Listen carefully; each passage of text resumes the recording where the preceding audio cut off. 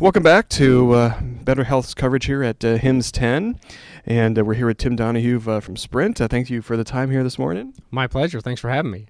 So Sprint had a big day here yesterday. CEO gave one of the keynote, actually the keynote speech yesterday. How did that go?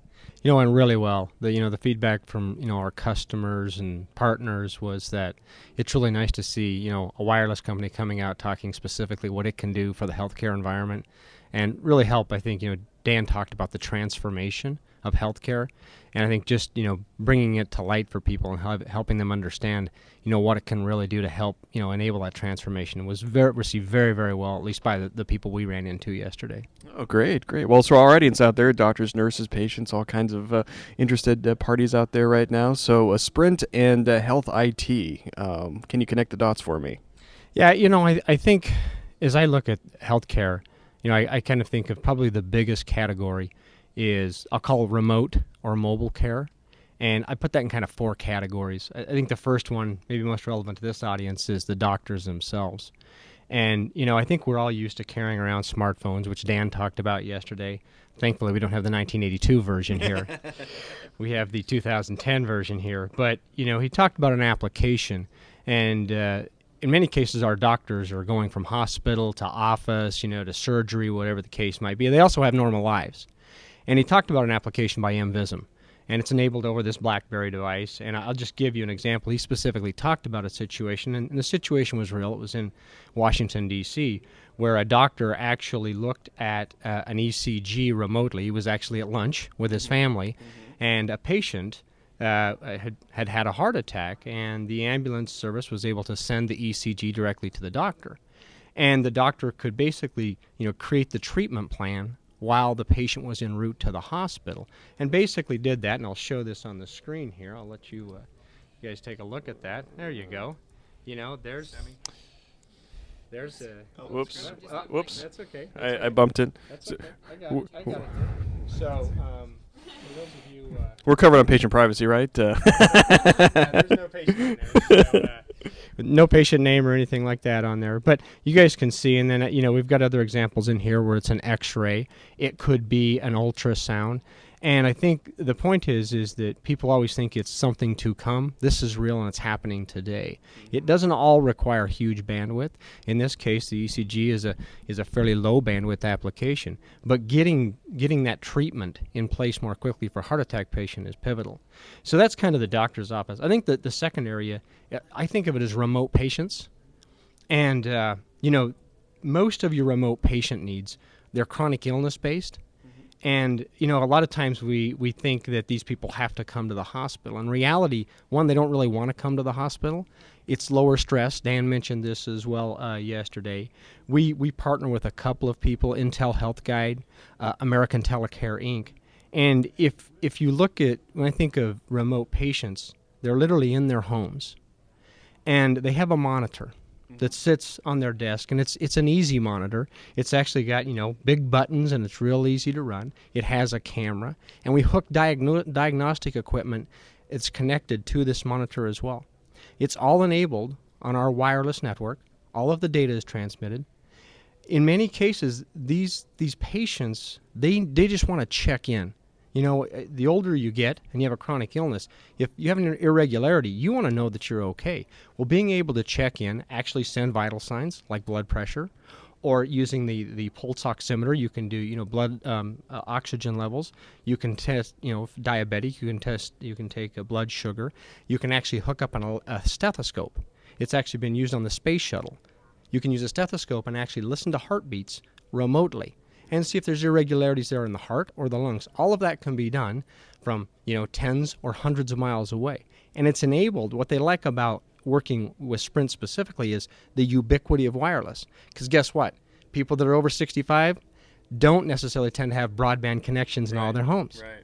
And don't know what kind of technology they're going to have. So they actually use our capabilities today.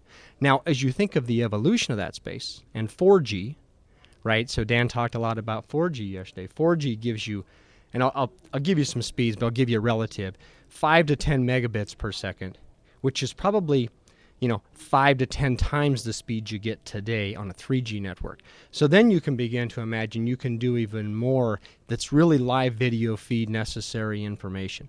And that's what 4G, I think, really will enable in that environment. The other one is ambulatory services, and Dan touched on that yesterday as well.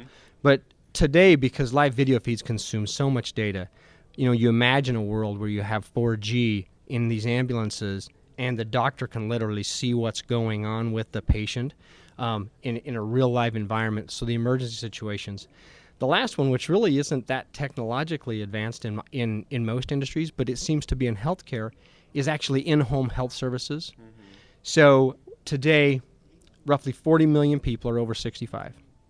In the next 30 to 40 years, it's going to be 90 million people over 65. Well, there's a lot of in-home healthcare services that have to happen. As people get older, they need some low-level health needs, and they have some high-level health needs that require in-person. In most industries, we enable a whole bunch of people with, route optimization, GPS tracking, work order information. It's all captured and submitted electronically.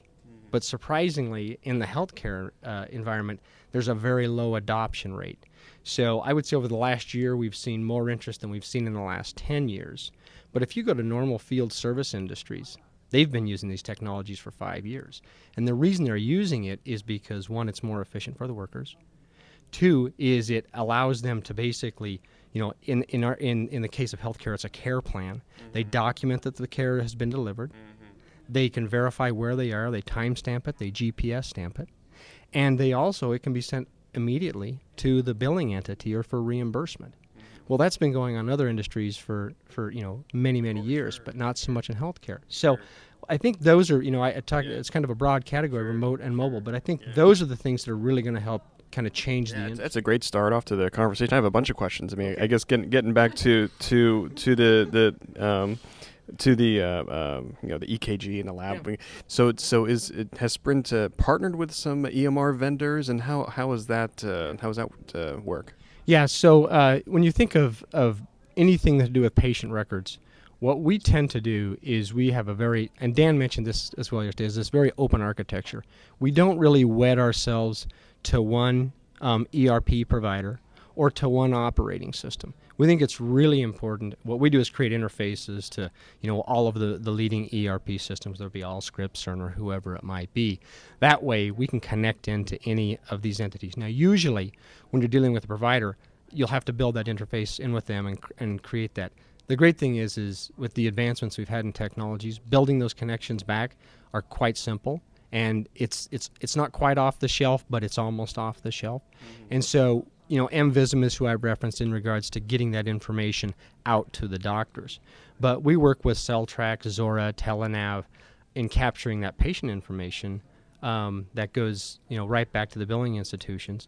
And then I talked about Intel Health Guide and American Telecare.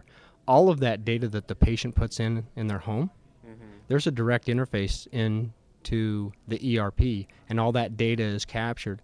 And the doctor or the clinician can go at any time and reference, any blood pressure that they've taken over any period of time, and no one administered it except for the patient themselves. So, I think we're trying to make it as easy and open as possible on our side. And, I would say in the healthcare space, they've been very, very good about making certain that they're enabling that stuff easily. So would that be similar from a home standpoint? A patient has a blood pressure machine, and they'd be interfacing into your network. How would that kind of software solution work there? Yeah, it works the exact same way. So, down at our booth, and, if any of you are watching this and you get the chance, stop by our booth and you'll see American Telecare. You can see actually the patient takes their blood pressure or uses the pulse oximeter. That information automatically goes into the system, into the American Telecare system, which interfaces directly, once again, to Allscripts or Cerner or whatever.